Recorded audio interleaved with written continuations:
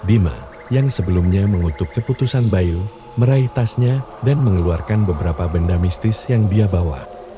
Dia mulai membaca mantra pelindung dengan harapan dapat mengusir sosok hitam itu. Namun, suasana tetap mencekam, dan sosok itu terus mendekati mereka, seakan-akan tak terpengaruh oleh upaya Bima. Akhirnya pendaki ini memutuskan untuk melanjutkan perjalanan berharap sosok hitam itu menjauh dan meninggalkan mereka. Namun, sosok itu menjadi semakin mengintimidasi, bayangan panjangnya merayap di atas tanah, menciptakan aura yang semakin menakutkan. Bonnie mencoba mempertahankan pikiran positifnya. Kita harus tetap bersama dan menghadapi ini bersama-sama. Jangan biarkan rasa takut menguasai kita, ucap Bonnie dengan wajah serius.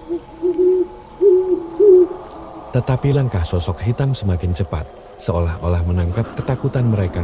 Adit, yang berusaha tetap kalem, merasa kebingungan. Ini bukan sesuatu yang bisa kita atasi dengan logika. Kita harus tetap waspada dan berusaha memahami keadaan ini, ucapnya dengan suara rendah. Sosok hitam itu akhirnya berhenti di depan mereka, menutupi jalur pendakian. Bayu, Bima, Adit, dan Bonnie terdiam, dihadapkan pada kegelapan dan kehadiran misterius. Sosok itu kemudian mengeluarkan suara serak yang menggetarkan. Kalian harus meninggalkan gunung ini sekarang juga. Bonnie, meskipun ketakutan, mencoba mengumpulkan keberanian. Siapa kamu? Mengapa kami harus pergi? Tanyanya dengan penuh rasa ingin tahu. Namun, sosok hitam itu hanya tertawa serak, membuat suasana semakin menyeramkan.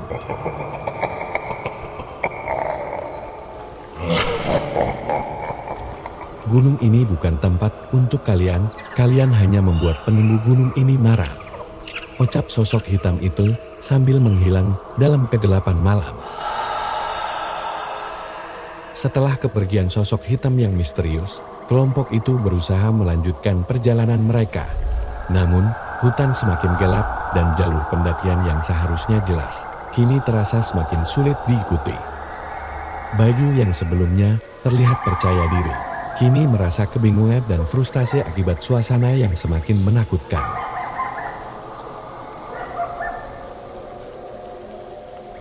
Bima, yang sebelumnya membawa benda mistis, mencoba menggunakan pengetahuannya untuk menemukan jalur yang benar.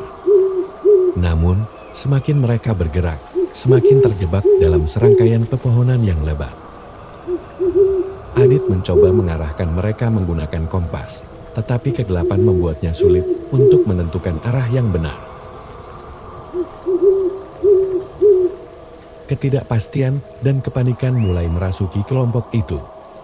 Bonnie, yang selalu menjadi pemimpin yang tegar, sekarang merasa bertanggung jawab untuk membawa mereka keluar dari kengerian ini. Namun, setiap langkah yang diambil semakin memperdalam kesesatan mereka di dalam hutan yang semakin mencekam. Ketika waktu berlalu, mereka menyadari bahwa mereka benar-benar tersesat di Gunung Lawu yang sekarang terasa seperti labirin alam. Bayu, yang sebelumnya bersemangat, sekarang terlihat gelisah. Apa yang kita lakukan sekarang? Tanya Bayu dengan suaranya penuh dengan kekhawatiran. Kelompok itu berhenti sejenak untuk merenung, mencoba mencari solusi dari situasi yang semakin sulit ini. Suasana hutan malam yang mencekam dan ketidakpastian akan nasib mereka membuat kegelisahan semakin terasa. Adit mencoba mengambil alih situasi, mencoba menenangkan mereka. Kita perlu tetap tenang. Mungkin ada jalan lain yang bisa kita coba. Namun, setiap percobaan untuk menemukan jalur keluar terasa sia-sia.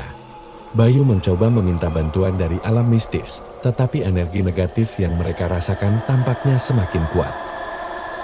Pepohonan dan bayangan di sekeliling mereka seperti menutup rapat jalan keluar, membuat mereka semakin terjebak dalam kegelapan yang semakin mencekam.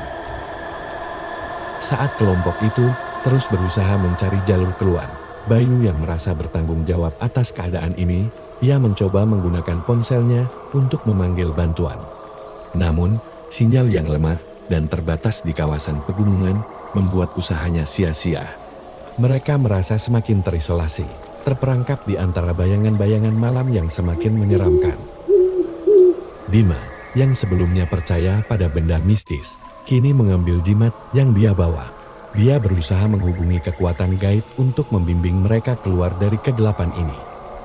Namun, bahkan kekuatan mistis sepertinya tidak mampu menembus aura negatif yang menguasai Gunung Lawu malam itu. Saat kepanikan semakin memuncak, mereka mendengar suara gemuruh di kejauhan.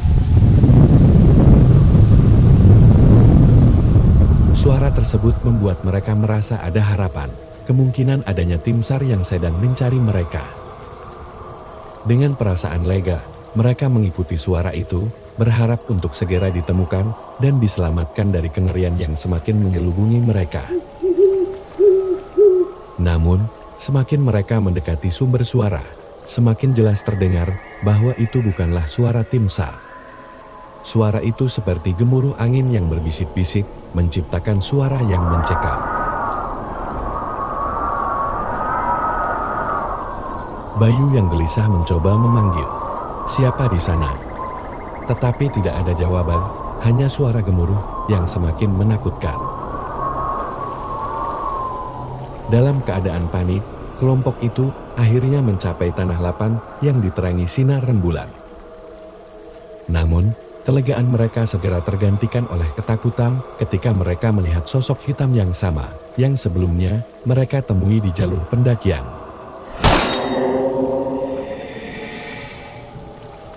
Sosok itu berdiri dan menatap mereka dengan mata hitam yang menyala-nyala. Sialan, kita terus diikuti oleh sosok itu. Bima mengutuk dengan suara gemetar, mencoba memahami mengapa sosok itu terus menghantui mereka. Sementara itu, Bayu mencoba untuk mendekati sosok tersebut, bertekad untuk mengatasi kejadian sebelumnya. Namun, semakin mereka mendekati sosok itu, semakin gelap dan menakutkan.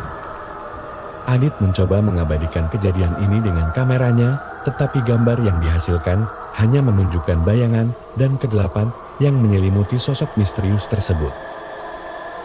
Boni, yang sebelumnya berusaha tetap tenang, sekarang merasa ketakutan. "Kita harus segera keluar dari sini," kata Buni dengan suara gemetar. Namun, sosok hitam itu tetap berdiri di tempatnya, menghalangi jalur keluar mereka. Dalam upaya terakhir untuk melarikan diri dari kegelapan yang semakin mengancam, kelompok itu mencoba melewati sosok hitam tersebut. Namun, begitu mereka mendekat, sosok itu tiba-tiba menghilang, meninggalkan mereka dalam keadaan yang semakin mencekam.